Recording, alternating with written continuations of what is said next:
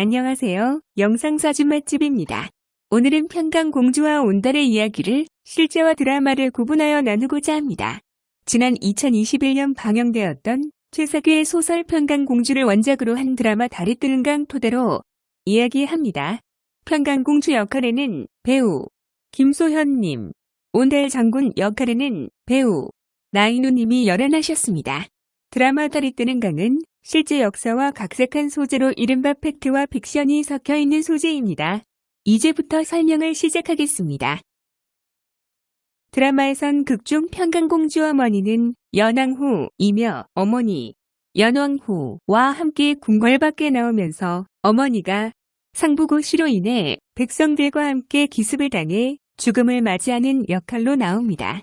극중 평원왕이 연왕후가 본래 온달 아버지를 마음을 품은 것으로 생각하여 폭군의 기지를 보이며 궁궐 밖에 나간 연왕후를 상부고시로 하여금 시해를 할 것을 명하며 평강공주는 도망을 치며 살수로 성장하며 염가진이란 이름으로 살지만 역사적 사실이 아닙니다.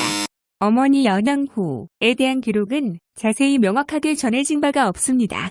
또한 연왕후도 실제 명칭이 아닙니다. 온달 아버지와 서로 만난 점도 애시당초 기록이 없으며 평원왕은 질투하며 폭군의 기줄로 보이는 모습을 보여 상부고시에게 명하여 연왕후를 시해하는 것 또한 역사적 기록이 자체가 없습니다. 온달은 어릴 적 가난하여 어머니와 살아왔다는 기록만 있습니다. 그리고 그 길로 도망친 평강공주는 살수염가진이란 이름으로 살아간다라고 하지만 이 또한 역사적 사실도 아닙니다. 하지만 상부고시가 존재한 것은 사실입니다만 악역을 담당하는 기록은 없습니다. 실제 역사에서 평강공주는 고구려 25대 태왕인 평원왕의 딸로서 궁궐에서 계속 살았음을 알 수 있는 대목이 있습니다. 평강공주는 어릴 때부터 울부였습니다. 평원왕이 너무 툭하면 울어서 이런 말을 합니다. 너는 너무 울어서 탈이구나. 귀족 집안의 정실부인은 안 되겠다. 바보 온달에게 시집 보내야겠다. 그제서야 평강공주는 울음을 그쳤다고 합니다. 그러다 성장을 하게 되며 결혼을 해야 하는 나이가 된 평강공주는 평원왕이 상부고시 집안과 연을 맺으려 합니다. 하지만 평강공주는 평원왕이 어릴 적에 너무 울어서 바보 온달에게 시집을 보내겠다라는 기억을 잊지 않고 농담식으로 온달에게 뜬금없이 시집을 가겠다고 선언을 합니다. 어이없어 기가 막힌 평원왕은 말리라 하지만 평강공주는 이렇게 말합니다. 보통 사람도 거짓말을 하지 않으려고 하는데 태왕께서 거짓말을 하시면 누가 태왕의 명을 따르겠습니까? 자꾸 고집을 부리며 고집을 꺾지 않자 화난 평원왕은 평강공주를 궁궐 밖으로 내보냅니다. 하지만 드라마에선 상부고시 견제로 인해 평원왕은 어쩔 수 없이 화나는 척 평강공주와 온달을 궁궐 밖으로 내보내는 설정으로 나오지만 이는 역사적 사실이 아닙니다. 앞서 말했듯 상부고시와는 적대적 관계 기록이 전해진 바가 없으며 또한 온달은 그 당시 궁궐에서 없었습니다. 그리고 온달은 앞서 말했듯이 아버지가 아닌 어머니하고만 혼자 살아왔습니다. 어머니는 두 눈이 멀어 일을 하지 못하고 가난했습니다. 하지만 드라마에선 온달의 유모로 묘사하며 온달을 지키기 위해 눈까지 희생했다 하지만 이는 역사적 사실과도 완전히 틀림을 알 수 있습니다.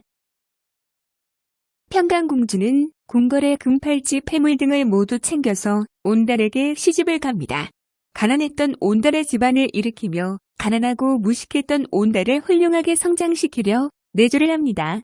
그러나 드라마에선 함께 궁궐 밖에 나와 오순도순 살면서도 평강공주가 온달에게 무소를 알려주며 스승까지 붙여 훌륭한 장군으로 키우는 전개로 나오지만 평강공주는 애시당초 무예를 했다라는 역사적 기록도 없으며 스승 역시 마찬가지로 등장하는 것은 역사적 사실이 아닙니다.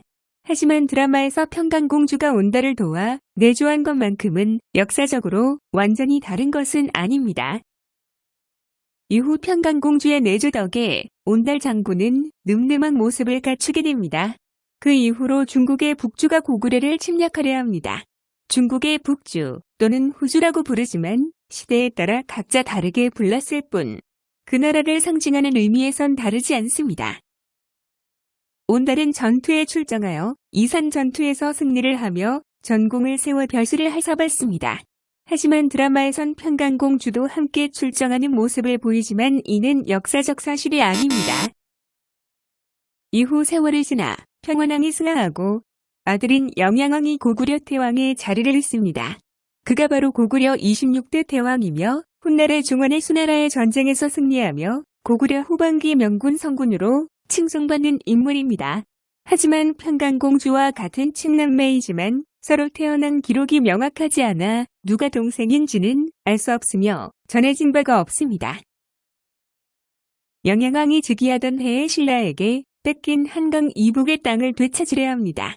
그때 장군의 신분이었던 온달은 영양왕의 명을 받아 출정하지만 아담성에서 신라 군사들의 화살을 맞아 전사하였다고 합니다. 하지만 여전히 이 드라마에선 평강공주를 무예가 뛰어나 전쟁에 출정한 공주로 나오며 신라군 진영으로 스스로 인질로 들어가며 온달이 구하는 설정으로 나오며 아단성에서 평강공주에게 날아오는 화살로부터 지키며 화살을 맞고 전사한 모습으로 나오지만 이는 역사적 사실과는 다릅니다. 아단성에서 전사한 온달은 시신을 거두며 장사를 지내기 위해 온게 이동하려 하지만 움직일 기미가 보이지 않자 평강공주는 죽은 온달에게 이렇게 말합니다.